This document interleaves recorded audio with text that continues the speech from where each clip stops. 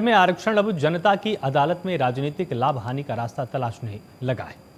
चाय की दुकान से मंत्रियों के बंगलों तक में इस पर मंथन चल रहा है। छत्तीसगढ़ उच्च न्यायालय ने भले ही सर्वोच्च न्यायालय के फैसलों के दृष्टिगत 50% से अधिक आरक्षण की व्यवस्था को असंवैधानिक घोषित कर दिया हो, लेकिन पक्ष और विपक्ष के नेता आदिवासियों को आरक्षण लाभ का प्रतिशत 32 से घटाकर 20 करने वाले निर्णय पर विमर्श के लिए जनता की अदालत में पहुंचना शुरू कर चुके हैं।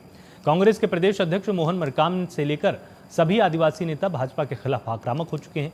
भाजपा की तरफ से पूर्व मुख्यमंत्री डॉक्टर रमन सिंह, वरिष्ठ नेता नंद कुमार साय से लेकर पूर्व गृह मंत्री रामसेवक पैकरा तक हमलावर है। मुख्यमंत्री भूपेश बघेल का आरक्षण मामले को लेकर बयान भी सामने आया है, जिसमें उन्होंने भारतीय जनता पार्टी को आरक्षण पर दोहरा चरित्र वाला बताया है।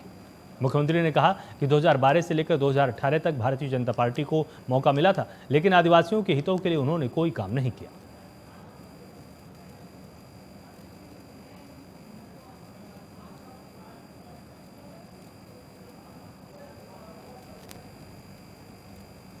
देखिए, आरक्षण के मामले में भारतीय जनता पार्टी का दोहरा चरित्र रहा है। पहली बात तो भारत सरकार ने जो चिट्ठी लिखी उसको वो दबा के बैठे रहे। फिर आदिवासी लोग आंदोलन किए, 2016-14 का था जो मध्य प्रदेश में था, उसी को वो चलता रहा। जब 2011 में आंदोलन किए तो फिर इसको 58% किए। 58% 2011 में करने के 2012 में करने के बाद उसके बाद कमेटी बना दी, सीएस की कमेटी बना दी, ननकी राम कमेटी बनाई, लेकिन उसे हाई कोर्ट में कभी प्रस्तुत किया नहीं, केवल स्टे लेके काम चलाते रहे।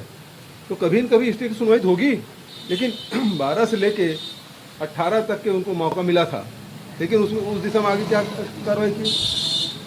हम आरक्षण जिसका जो हक है वो मिले, इसके हम पक्षधर हैं और उसके लिए लगातार हम लोग काम कर रहे हैं। आरक्षण लोगों को मिले, अनुसूचित जाति को मिले जितना उसकी जनसंख्या है, जनजाति को मिले जितनी उसकी जनसंख्या है, पिछड़े वर्ग को मिले जो मंडल आयोग ने सिफारिश की है, लोकसभा में जो पारित की है EWS के लिए वो मिले, और इसके लिए हमने नोटिफिकेशन किया।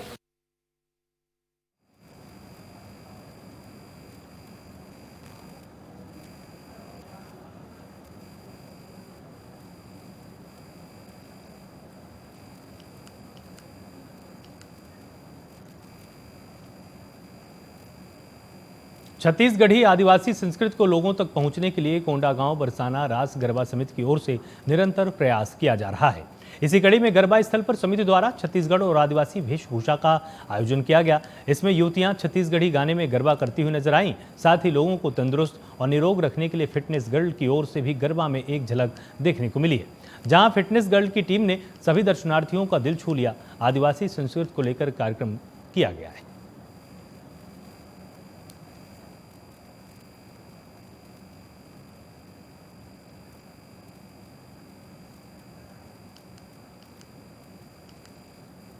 प्रदेश में चुनाव को केवल 1 साल ही बाकी रह गए हैं, जिसको लेकर अब सियासी घमासान तेज हो चला है।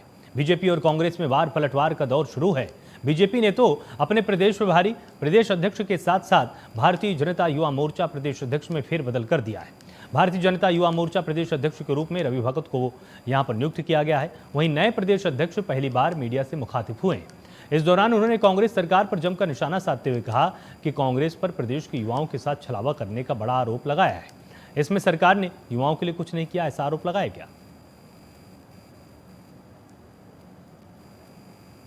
आज युवा मोर्चा के नवीन जिम्मेदारी के पश्चात कार्यभार के अवसर में ये जो प्रेस वार्ता रखा गई से एक मैं सब मीडिया के बंधु, सब मीडिया के साथी, पत्रकार बंधु मल्ला हर युवा मोर्चा के प्रदेश अध्यक्ष होए के नाते हार्दिक अभिनंदन, हार्दिक स्वागत करत हूँ। मोर साथ बैठे हमार भारतीय जनता पार्टी के वरिष्ठ नेतागण मल्ला भी हार्दिक अभिनंदन, हार्दिक स्वागत करत हूँ। आज ये प्रेस वार्ता करे के मुख्य विषय है, मुख्य बात है कि जब छत्तीसगढ़ में कांग्रेस के सरकार आई, ये कांग्रेस के सरकार है जन घोषणा पत्र में विशेषकर छत्तीसगढ़ के युवा मल्ला रोजगार दे के बात करी।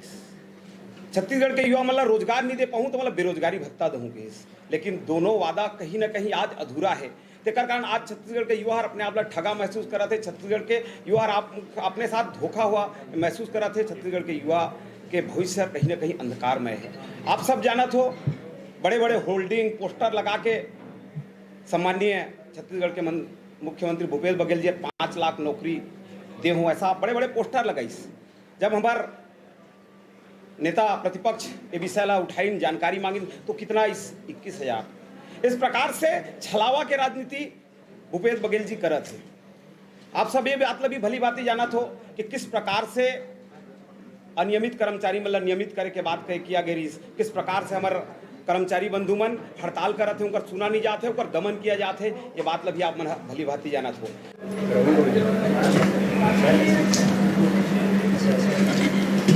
देश के महामंत्री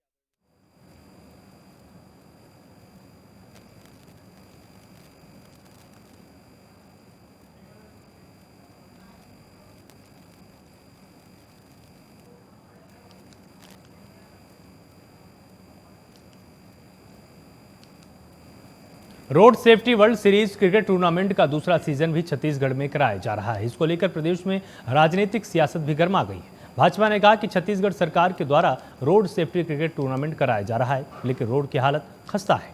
भाजपा के इस बयान पर मुख्यमंत्री भूपेश बघेल ने जवाब देते हुए कहा कि 15 सालों तक उन्हें मौका मिला था, लेकिन इन 15 सालों में भाजपा सड़कों को लेकर कुछ नहीं कर पाई, जिनका धीरे धीरे सुधार किया जा रहा है। Road safety world series cricket tournament का आयोजन हुआ है।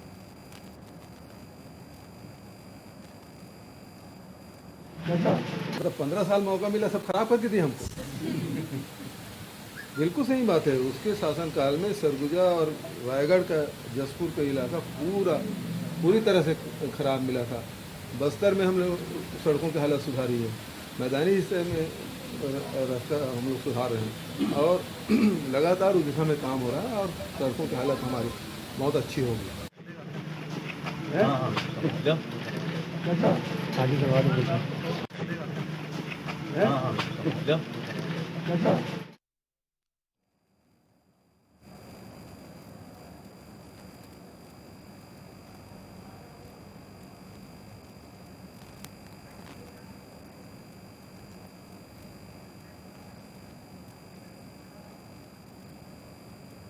देश में बढ़ती महंगाई के बीच आरबीआई ने लगातार चौथी बार ब्याज दरों में बढ़ोतरी की है, जिससे आम जनता की जेब पर असर पड़ेगा।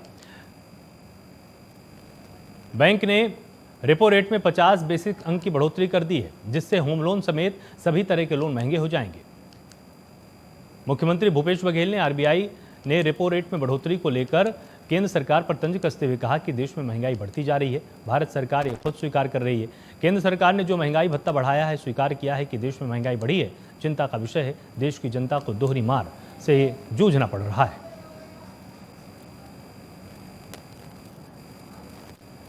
महंगाई तो बढ़ती जा रही है।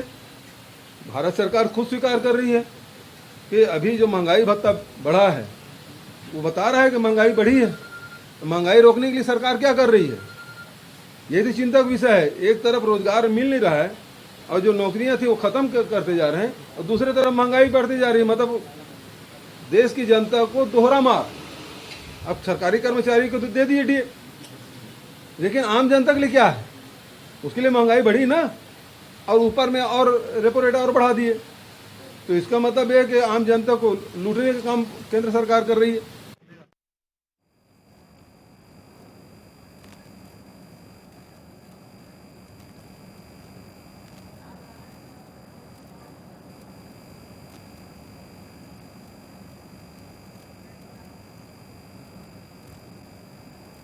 प्रदेश में चुनाव भले ही एक साल बाद हैं, लेकिन छत्तीसगढ़ में भाजपा और कांग्रेस ने चुनावी बिगुल बजा दिया है।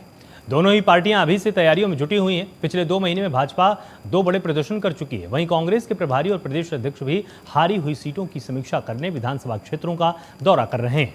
इस क्रम में कांग्रेस ने एक और बड़ी बैठक की है। इसमें 2 अक्टूबर से बूथ स्तर पर पदयात्रा की प्लानिंग की गई। छत्तीसगढ़ के सभी 90 विधानसभाओं के गांधी जयंती के दिन 2 अक्टूबर से बूथ स्तर तक कांग्रेस की पदयात्रा शुरू होगी।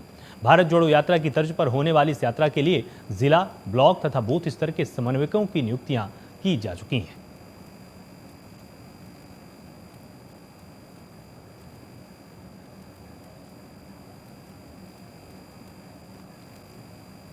भारत जोड़ो यात्रा के संदर्भ में छत्तीसगढ़ की भूमिका और ये निर्णय लिया गया कि माननीय मुख्यमंत्री जी ने भी जिस बात की सहमति दी थी, 2 अक्टूबर से हम औपचारिक रूप से इसको छत्तीसगढ़ में प्रारंभ करेंगे और प्रत्येक जिले को, प्रत्येक ब्लॉक कांग्रेस को, प्रत्येक मंडल को, प्रत्येक सेक्टर को, प्रत्येक बूथ को ये जिम्मेदारी रहेगी कि हर पोलिंग बूथ में भारत जोड़ो यात्रा के साथी प्रतिनिधि हर घर में पहुँचे, हर गांव के हर घर में पहुँचे और उनसे तारीख मांगी गई है कि आप अपना कार्यक्रम लगभग फरवरी के पहले दूसरे हफ्ते तक भारत जोड़ो यात्रा चलेगी।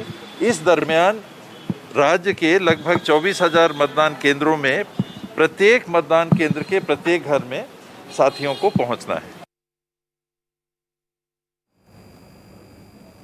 इंडिया लीजेंड्स RSWS 2022 ने पहले सेमीफाइनल में ऑस्ट्रेलिया लीजेंड्स पर 5 विकेट से जीत दर्ज करने के बाद road safety world series tournament RSWS 2022 के इस फाइनल में एंट्री कर ली है। नमन ओझा की 90 रन की अब नाबाद पारी और अंत में इरफान पठान की कैमियो पारी ने टीम को फिनिश लाइन के पार पहुंचा दिया। मैच में सचिन तेंदुलकर और ब्रेट ली के बीच एक माउथ वाटर मैचअप भी देखा गया। Road safety world series tournament 2022 की झलकें हम आपको दिखा रहे हैं।